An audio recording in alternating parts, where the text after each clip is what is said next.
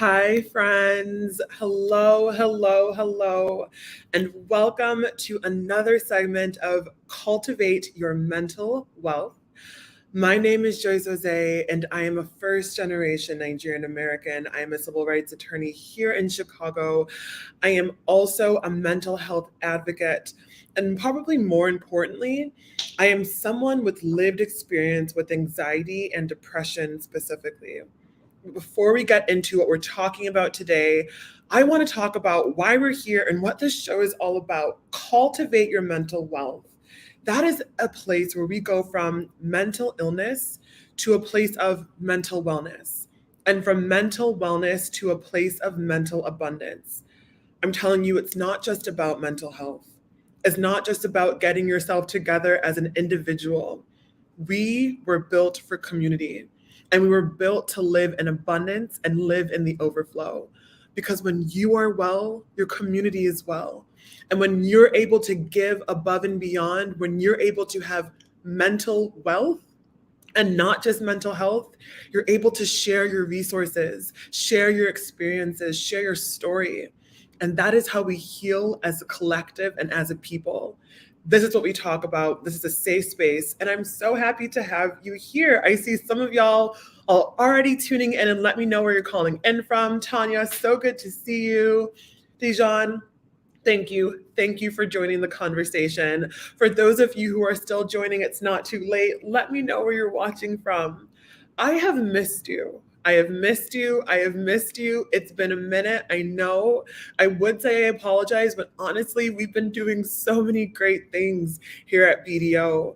Our last Cultivate Your Mental Wealth show was in May, early May. But how many of you have checked out the panels that we've also had throughout the month of May? We had a panel on glaucoma that I was able to facilitate. We also had a panel on fibroids and fertility as it relates to women and the Women's Health Summit. Were you able to tune in and watch those panels? If you weren't, no judgment. You can watch all the things that we've streamed on the platform here on Facebook. You can also check it out on our YouTube page. So go back and watch. There is a wealth of resources made for you. Thank you so much, Pink Diamond, for joining the conversation. Tanya, you're a first timer. I'm so happy to have you in this space. Welcome to the family, my dear. Continue to let me know where you're calling in from, where you're tuning in from, and I'll try and give you a shout out as the show progresses. But before we get into the show, I want to give you a sneak peek, an overview of what we're getting into today, okay? So the meat of our segment is going to be about whether you can be depressed without feeling sad. Is that possible? What does that look like? What can we do about it? I'll also have a moment where I talk about my personal experience, lived experience with depression. And we have one of our first comments, our first email to the BDO email. Specifically, the email is comethrive247@gmail.com. That is comethrive247@gmail.com. As a reminder, if you want to share your experience, if you want to ask a question related to mental health, about yourself, about your family, about how to navigate things with a coworker, I am more than willing to help guide you through all of those questions, specifically as a health and a mental health advocate. I am not a healthcare professional. I'm a mental health advocate. I've been doing this work for almost a decade now, and I would love to guide you through all of those types of conversations. So please email us at comethrive247@gmail.com if you have a question, if you have a story, if you have a testimony, whatever you feel comfortable sharing, and you can share it anonymously. And I promise that I will read all of your emails and go through all of your questions, the ones that we can't get through on the show. So does that sound good? I hope you are so excited to talk about what we're here to talk about today. And I thank you for joining the conversation today. And this is a part of the segment that I like to kind of ease into, because it is important to remember why we're here and what we're doing in this space and what this space stands for. I call this part of this segment setting the room. So now we are going to set the room. I may be talking to you right now. In the future, I'm going to have guests on the show talking about their experiences. But I want you to know that this is your conversation. This is your show. I want it to be interactive. I want this journey to be informative. I want you to feel empowered and enlightened with information that is relevant to us as Black people. Interact as much as you can, whether it's in the chats, whether it's via email. This is your space. You are safe here. You are not judged here. We are honest and authentic in this space because it is only with honesty and authenticity are we able to heal from the things that we've been avoiding, and are we able to live in mental freedom and mental abundance so that we can show our loved ones, those in our community, the way too. Does that sound good? I hope so. So now that we've set the room, I really want to get into this awesome article that was actually published on the BDO platform. And I know last time we were talking about different things that can affect our mood. And some of those things were our diet, the things we were eating, the things we were processing, and what that relationship looks like. But now we're going to move into, okay, what if my mood is affected? What happens if my mood has changed? And I can't quite put a finger on it, but could it be depression? There is an awesome article by Dominic Lambright, and it's called, Is It Possible to Be Depressed But Not Sad? Is It Possible to Be Depressed But Not Sad? By Dominique Lambright. Is that a question that any of you have contemplated? When we think about depression, right, we often think about feeling sad, feeling low, feeling bummed out. But what if you're not really feeling any of those things? In fact, what if you're not really feeling at all? Could it be depression? Is it only depression if you're feeling sad? There's a link to that article in the comments, and I really encourage everyone to check it out. If you haven't gotten the chance to read the article, all is well. I'd like to take some time to go through the background of the article, some of the themes and the topics that the article addresses. Then I want to talk about my personal experience. And again, I want to get into a listener's comment that relates and kind of dovetails nicely into this topic. Okay, so let's get started.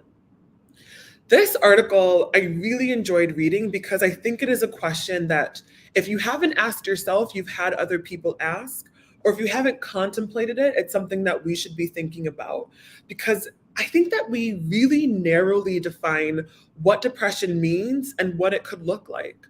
And what if I told you that depression doesn't just mean sadness? Depression can be a myriad of things. And I think Dominique does a great job at exploring all the different ways that the depression can manifest and show up in a person's life. In fact, the legal definition of a disability is any impediment that affects one or two daily life activities, and that could be reading, walking, sleeping, eating. If it affects one or two daily life activities, it could qualify as a disability, and that includes anything related to your mental health and your mental well-being. So in this specific article, Dominique outlines essentially 5 things to look at, 5 things to track when determining whether depression is something that is manifesting or representing itself in your life. The first thing that she looks at is change in sleep or appetite. Change in your sleep or your appetite. Did you know that oversleeping, sleeping too much, or undersleeping could scientifically be linked to depression? Sometimes that means sleeping in or pressing snooze I mean, let's be honest, we all probably have pressed snoozed one time too many in our lifetime. But if you find that you have a pattern of snoozing or sleeping way past your alarm or laying in bed thinking to yourself, I cannot face the day, that could be a sign of depression. What about laying in bed and just your mind racing? Thinking of the ways you let someone down that day, thinking of all the mistakes you made at work, thinking about how much you just do not like yourself, just thinking and not being able to sleep, laying in bed for an hour or more and not being able to rest. That could be a sign of depression. You're not necessarily feeling sad, you're just struggling with sleep. Appetite is also a part of this theme that Dominique outlines. Did you know that sleep and your appetite are actually scientifically linked? Studies have shown us that when we're not sleeping well, it affects the way we eat and our eating habits. It could lead to over or under eating. So when you realize that your sleep is affected, check your appetite because the two are often linked, and once they are kind of out of balance, out of whack, and there's a shift in your mood, it could be linked to depression. Dominique also goes on to talk about persistent anxiety. Are you surprised that anxiety comes up when we're talking about depression? If you're just joining and you may maybe not have seen the first few episodes of my show, I walked the audience through my journey with anxiety and depression. I thank God that those are not things that I experience on the daily basis. I definitely still seek support. I'm going to get into my personal experience in a little bit, but I will absolutely say that it is not surprising to me that anxiety and depression are linked. The medical or professional term for this is co-occurring. So persistent thoughts of anxiety are often co-occurring with depression. Tanya, you made a great comment about your mind racing. That could be an example of a persistent thought of anxiety. Thinking about all these things, your heart beating faster than normal, getting irritated or irritable about little things that you normally wouldn't have. We'll get into more of that into a little bit, but making you feel nervous, it making you feel like you're short of breath, it making you feel like something bad is going to happen. Those are all considered persistent thoughts of anxiety. Persistent meaning unrelenting. It's not letting up anytime soon. And it almost feels like you can't escape it. When I was my most sick, I often felt like I needed to get out of my skin. It was like my skin was crawling. I was so anxious just existing in my body. And that was partnered with depression. So again, this has nothing to do with sadness, but still it could be linked to depression, feelings of dread. You are spot on. Oh, the worst is going to happen. Thinking the worst. Those types of things can be linked to depression and aren't necessarily linked to feeling sad. What about this? Mood swings. For those of you who are women, we've been told our whole lives that, oh, women are moody, women are this, especially around their menstrual cycle. So you learn to kind of discredit your body telling you, actually, something's wrong.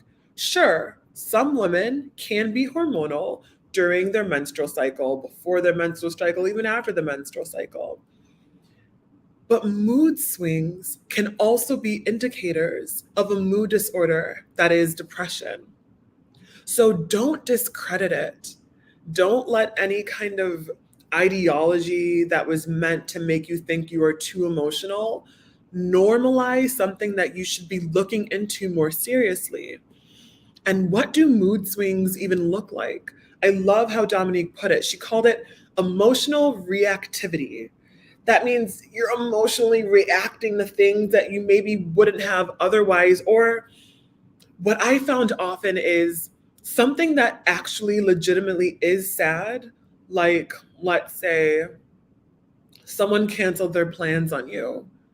The normal response to canceled plans is disappointment. It's not bad to be disappointed because some plans fell through. But when your mood is heightened, when your reaction to something that would normally disappoint you all of a sudden devastates you, or when you are stressed about something and it completely wipes you out, it's like the straw that breaks the camel's back, that one little thing that kind of puts you over the edge. We can identify that as mood swings, high highs and low lows. So it doesn't mean that you're feeling something out of nothing. It could mean a more saturated, a more intense emotional reaction to something legitimate. But the swing of your mood could actually be related to depression. Again, we are not here to diagnose anyone. We are not here to say, yes, you are depressed. We are here to normalize conversations surrounding mental health and mental wellness. We're here to take the fear out of it. There's nothing scary about this. There's nothing broken about you. I am trying not to jump ahead, but I want to speak to that thing in you that is saying, oh, I can't talk about this. I want to speak to that thing in you that is saying, something's wrong with me. That's not what we're here to do. All we're here to do is say, hey, if you're experiencing this, it may not be sadness, but it's this. It could be, not necessarily, but it could be linked to depression. Check it out. And that's all. So emotional reactivity or mood swing, that's one of the third themes that Dominique identifies. This one really, really spoke to me. Reckless behavior. How many people can relate to reckless behavior as a possible indicator of depression? Or did you even know that reckless behavior could be an indicator of depression? It speaks to me because I was most sick when I was in my 20s. And everyone kind of knows that in your 20s, you're kind of figuring things out. You're learning independence from your parents. You're learning all of these things. So I thought me wanting to go out more or me wanting to do these daredevil things like traveling and all of these like amazing things and going on a motorcycle, all of these things that could be considered reckless, I thought it was just the folly of youth. But I realized that actually a lot of my reckless behavior and reckless thinking wasn't just because I was young and silly. I was experiencing depression, and that reckless behavior was really me not feeling sad, but feeling numb and feeling almost untouchable, or even feeling like, you know what, I don't mind taking a risk because I'm too numb to care about the consequences because I was going through depression. Again, I wasn't sad. And a lot of people who are experiencing reckless behavior, you can experience it at any age of depression is a reality in your life. So again, that's another theme that the author explores that I thought was so spot on and so appropriate. The last theme that could seem like the most obvious, but actually I want to dig into it more, and it's a little bit dark, but suicidality. Suicidality. That is to say, suicidal ideation. And I know some of y'all are thinking depression, suicide ideation, or having suicidal thoughts. That's obviously linked with depression. But what a lot of us who may have never experienced suicidal ideation don't know is that it isn't necessarily that the person who is thinking of thoughts of suicide wants to die. It's often wishing that I don't want to have to face everything that I have to face for the day, or like, I wish something would just happen to me so I wouldn't have to deal with what I'm going through. It's not so much that the person wants death. They want that feeling, what they're experiencing to be over. I was listening to a pastor speak, and he was talking about his own suicidal ideation. First of all, How many of y'all believe that the church needs to be more open and honest about mental health without condemning it or demonizing it or making people feel like they're bad Christians or bad whatevers if we're not talking about it? So I really appreciate this pastor talking about his own past suicidal ideation.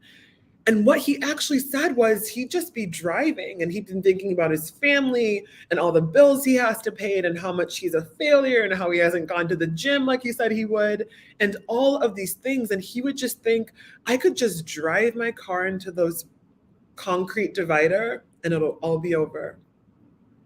Again, it's not that he actually was sad or that he wanted to die. He wanted those racing thoughts, those persistent worries, that anxiety, that numbness to be over. So when we're thinking about suicidal ideation, people aren't weak for feeling this, and people aren't necessarily sad. A lot of people are feeling emptiness, nothingness. And that could be something that you may be experiencing that is linked to depression. I want to pause here because we've gotten a lot of great comments that I really appreciate. Kendra, you talk about intrusive thoughts. Thank you for that. A lot of the work that we do and the conversations that we have in this show is how to learn new ways of being and thinking. Because one of the things we love to say in this space is you do not have to be who you have always been. You don't have to be who you've always been. I'm not saying that because it sounds cute. I'm saying it because I lived it.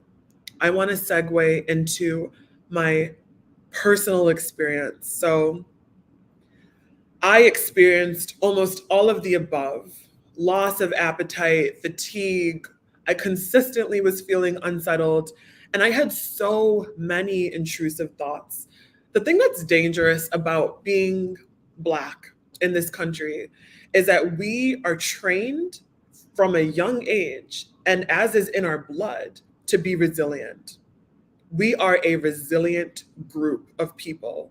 We've had to be. We've had no other choice but to be resilient, especially in this country, right? What comes with resilience, though, is the ability to perform. You know how to turn it on. You know how to show up at work, show up for your kids, show up for your friends, show up for your partner. Resilience and almost hyper independence is what we've come to know. I'm highlighting this because when I was meeting with a therapist, I think I started seeing a therapist in like back in the day, 2016, 2017. And she knew I kind of was anxious and I was kind of depressed, right? But she was trying to gauge where I was at. So she told me to write down what Kendra was identifying intrusive thoughts and how often I had intrusive thoughts. And I said, sure, let's go. So I took a day and I cataloged to the best of my ability how often and reoccurring intrusive thoughts were. And I showed up and I handed it to her, and her jaw literally dropped. And for lack of a better phrase, she was like, oh, you're much worse than I thought. Because I was presenting so well, because I was hyper independent, because I learned resilience, because I've learned how to exist as a Black woman in this country, as an attorney, a Black young attorney in this country. I've learned how to present, to the point where my own therapist didn't know how bad things were until she knew how bad things were. I know a lot of y'all can relate about how we have to present in this world just to survive. And I'm here to say that presenting isn't survival. Survival isn't the only mode that we need to function on. When we're functioning in the realm of just, I need to survive, we're not thriving. When we're functioning in the realm of, I just need to survive, we have nothing left to give to the people we love and those around us. The reason why I say, come thrive with me, come thrive, because I want you to live a life that is abundant and full. I want you to be intentional about your joy and to look forward to each day that you live. And as someone who lived with intrusive thoughts, suicidal ideation, generalized anxiety to the point where I couldn't even send emails without freaking out. I'm telling you, you can teach your brain new patterns of thinking so that you don't have to always be and think the way you've always been and thought. What I had to do is teach my brain. I learned that anxiety can be learned. I learned that those intrusive thoughts calcified. What I mean by that is it created pathways that became concrete to where my default was to see the world through the lens of depression. My default became seeing the world through the lens of anxiety. And all that to say is that doesn't have to be the case for you. Get support. We have some resources that we're going to share in a little bit about how to get support. I'm going to have an entire show about how to find a therapist. You deserve to thrive and to be supported and to know that this doesn't have to be who you've always been. And also to know that wellness is possible for you. You don't always have to live with anxiety and depression. Now that we've said all this, talked about my personal journey, I want to go to what I'm going to call growth guidance. This is a segment of my show that I love, and it's a new segment because I'm hearing back from more people at our comethrive247@gmail.com email. And I actually have an anonymous question or comment from a listener in Chicago. I've shared this with his permission. I love it that men are talking about mental health. This listener writes, not that he's feeling sad, but he's having difficulty getting out of bed. He doesn't want to see his friends, and he doesn't like doing the things that he used to be interested in, like going out for walks, waking up early. But he's not feeling sad. He's always been introverted, but now he especially feels introverted. Is he depressed? What should he do? Again, we're not here to diagnose anyone. I suggest that if you're having these questions, that you seek a mental health or a healthcare professional. But here's what we know to be true. Depression does affect how we feel and how we think or handle situations in our lives. And according to the National Institute of Mental Health, there are many different forms of depression. Some can last 2 years, some can last 2 weeks. So my question to you is, have you been feeling this for at least 2 weeks? Even have you been feeling this for multiple days in a row? If so, this change in your mood where you're not actually feeling sad, but you're having trouble getting out of bed, it could be linked to depression. Depression is common. It's a serious mood disorder, but I want you to know that you're not alone. You are not broken. There is nothing wrong with you. You just need support. And guess what? Every human being on this earth also needs support. Support just looks different on different bodies and in different seasons. And in this season of your life, you just need a little extra support. And that's totally okay and appropriate. I want to share some resources. There is a National Suicide Prevention Lifeline, and it's available anytime. All you have to do is dial 988. You can also text the word home to the crisis text hotline. It's actually a texting number, and it's 741-17441. Text the word home.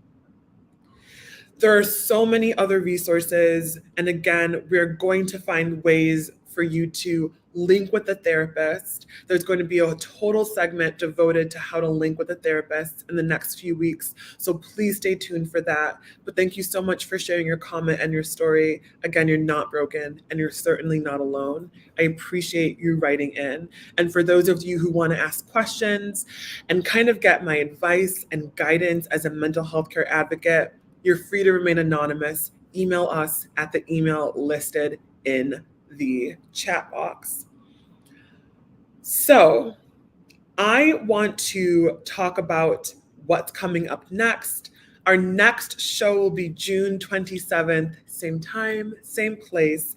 But before that, we have the Men's Summit here at BDO, January 20th. Won't you join us? There's going to be awesome information. Even if you're not a male, you have men in your life. Tune in for the summit on January 20th. Or June 20th. We would love to have you join the conversation. And now we are going to segue into our practical pushes towards wellness.